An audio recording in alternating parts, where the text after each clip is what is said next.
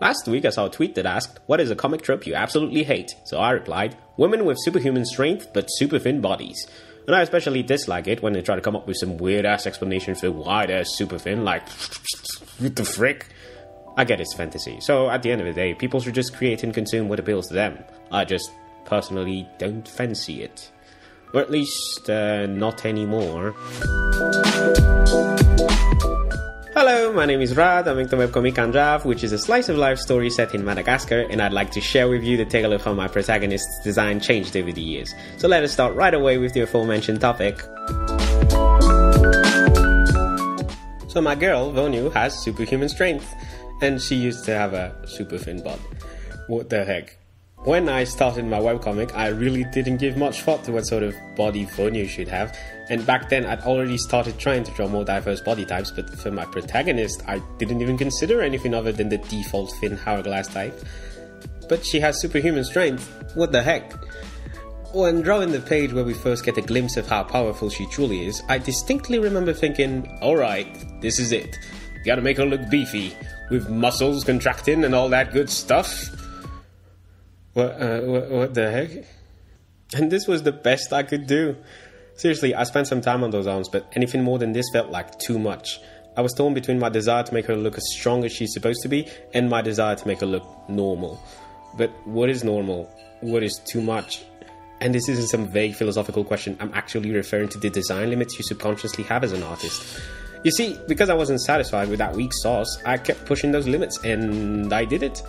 It happened gradually, and once again very subconsciously, but before I knew it, I'd finally arrived at the version of Vonu I could be happy with. Afterwards, when I realized what had happened, I briefly considered creating an in-universe explanation for this important physical change. Something along the lines of, she gets bulkier when she uses her super strength. But no. I don't want to pretend this is another temporary version of her. I want her to look like this all the time. I love her like this. I don't need some weird-ass explanation for why she's bulking or like, whatever.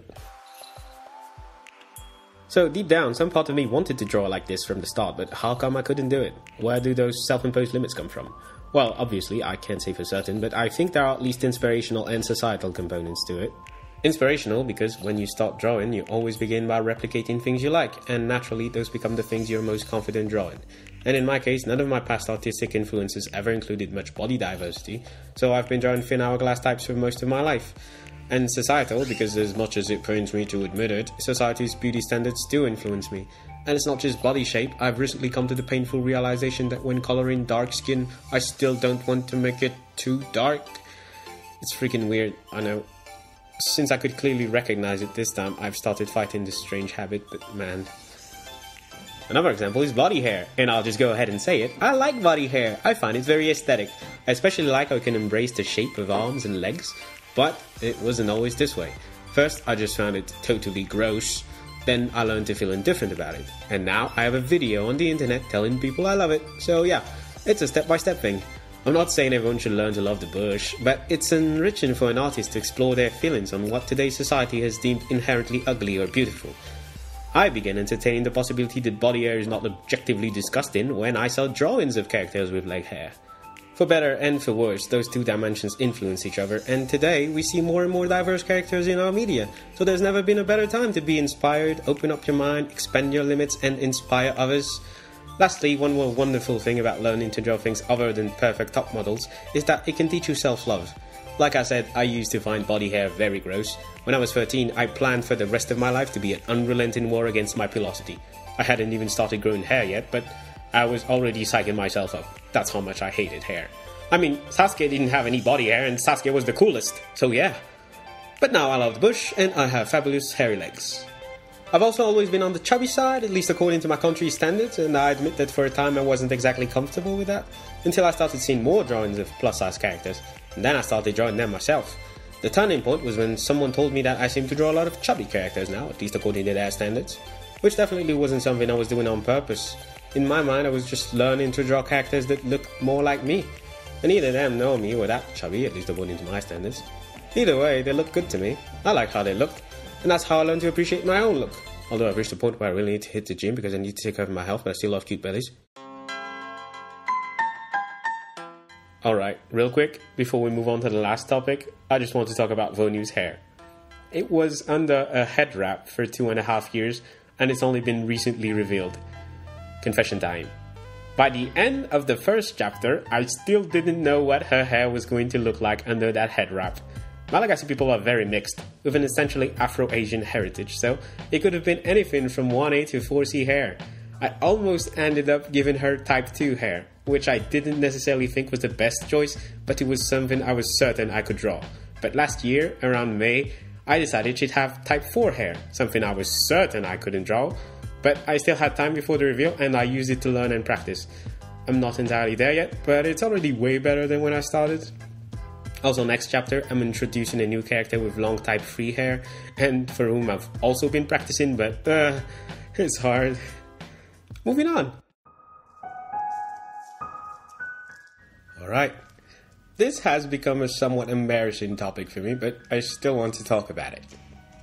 Vonu's body hair. There are two aspects to it, the character aspect and the art aspect.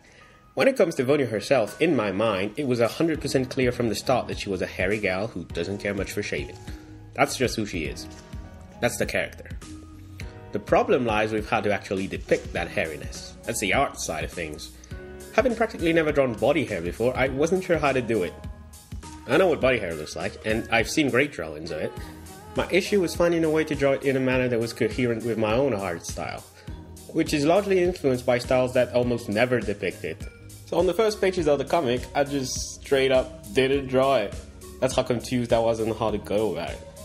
And when I first tried drawing it, it was as distinct, thick, largely spaced strands, which is how some people do it, and it works great for them, but I thought it clashed with my art because it was too simplified, and plus it couldn't inform density. So I really wasn't satisfied with it, but up until recently, I was just clumsily drawing it that way. I actually still have a similar problem with Papang, my other protagonist, who wouldn't be caught dead with a razor in her hand because she couldn't care less what you think, man. However, she also has thinner and lighter hair, so I wanted to look different to Vonu's, but again, I don't know how to do it. Plus, I like my line art thick, and that's one more additional problem, so right now I just don't draw it. But back to Vonu. There's one last problem. I'm mostly familiar with leg and arm hair. I'm not that knowledgeable about what goes on with the rest of the body, which shouldn't have been that much of a concern if it wasn't for... Yes, my webcomic has a panty shot, and let me be absolutely unambiguous about this. I totally wanted it right from the start. It was something I'd always planned to have. And I'm no panties fanatic, I just thought it would be a nice homage to that ancient anime tradition, and oh, they still totally do it. Huh. Okay. But it was still a necessary moment for the advancement of the story, and it was also kind of funny. So after Vonu's skirt is removed in a very contrived manner, we see a full view of the lower half of her body, and I was a bit nervous about this moment. More than a bit. Up to this point, we've only seen glimpses of her body hair, so this was the opportunity to fully and openly establish Vonu's unabashed hairiness, and perhaps help spread more of that open-mindedness and self-love we talked about earlier. But I was worried. So I took time to think about it. I wrote a note explaining how I felt, and then I posted it. The response was positive. People appreciated what I was trying to do. It was encouraging. But then, someone pointed it out.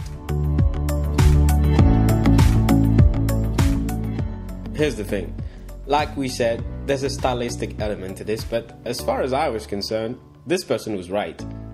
It didn't look like that much hair. And the other issue was I didn't study body hair distribution enough. But most importantly, like I feared, I was holding back. I went from feeling truly anxious to just feeling silly. Like I was just making a fuss over nothing. And that was embarrassing. The good news is I've now figured out how I want to draw Vonu's body hair. I kept experimenting and I finally found a stylization I'm happy with. There's only this panel for now, but this is it. This is what it's going to look like from now onwards. Once again, I briefly asked myself, do I explain this sudden change in Vonu's body? Do I say something like, she gets hairier when she uses her super strength? And once again, the answer was nope. This is it. I couldn't illustrate it properly when I started, but this is closer to the real version of Vonu I've wanted to draw deep in my heart. And even though I ended up feeling silly and embarrassed, that was still an important step, and it let me know that I still have a lot to learn.